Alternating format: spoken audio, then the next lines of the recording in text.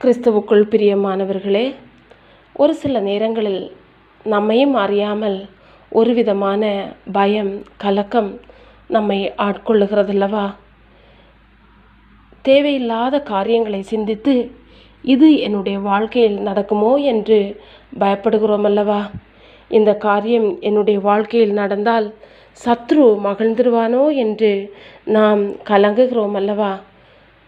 இப்படிப்பட்ட சூழ்நிலைகளில் கடந்து சென்று கொண்டிருக்கிறீர்களா?